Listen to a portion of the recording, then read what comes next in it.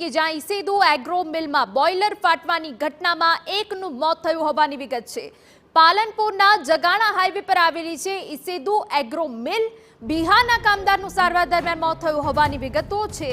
આપને જણાવી દઈએ કે યુવકને ગંભીર ઈજાઓ થતા અમદાવાદ સારવાર અર્થે ખસેડાયો હતો। એગ્રો મિલમાં બોઇલર ફાટતા 5 લોકો દાઝ્યા હતા। હજુ 2 લોકો હોસ્પિટલમાં સારવાર હેઠળ। तो आपने जणावी दे कि आ पहला पण 5 लोग दाज्या हता ने फरी एक वखत बोइलर फाटवानी घटना बनता चकचार मची गई छे। अने आपने जणावी दे कि सारवार दरमियान एक कामदारनुं मौत पण थई गयुं छे। विगतो मળી રહી છે તે પ્રમાણે પાલનપુરના જગાણા હાઈવે પર આવેલી છે ઈસેદુ એગ્રો મિલ। આ પહેલા પણ 5 લોકો દાઝ્યા હતા। બિહારના કામદારનું સારવાર દરમિયાન મોત થયું છે। વધુ એક યુવક દાઝી ગયો છે।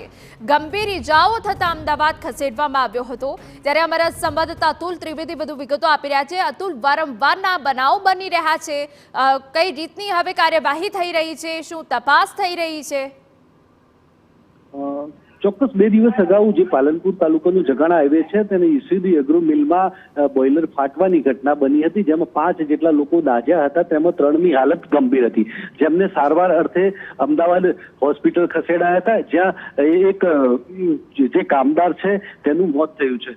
નંદુ નામનો બિહારનો જે કામદાર જે એગ્રો મિલનું કામ કરતો હતો તેનું અત્યારે સારવાર દરમિયાન મોત થયું છે, જ્યારે 2 જે લોકો છે ગંભીર છે, અત્યારે સારવાર હેઠળ છે। જોકે અત્યારે તો પાલનપુર તાલુકા પોલીસે છે એ જાણવા જોગ ફરિયાદ નોંધી છે અને તેની તપાસ હાથ ધરી છે। પરંતુ જે પ્રકારે એગ્રો મિલની બેદરકારી છે અને બેદરકારીના ભાગરૂપે આટલી મોટી ઘટના બની છતાં પણ હજુ કાર્યવાહી કરવામાં વિલંબ થઈ રહ્યો છે। એટલે કે ક્યાંક ને ક્યાંક છાવરવા અથવા તો ક્યાંક ને ક્યાંક જે ઢાંક પીછોડો કરવામાં આવી રહ્યો છે, કારણ કે એક કામદારનું મોત થયું છે અને 2 જીવન મરણ વચ્ચે ઝોલા ખાઈ રહ્યા છે। ત્યારે આ પરિસ્થિતિમાં પોલીસ માત્ર અત્યારે તો તપાસ કરી રહી છે।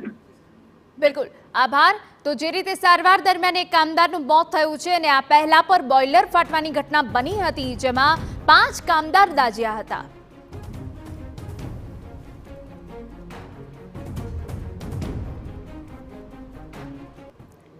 સમાચાર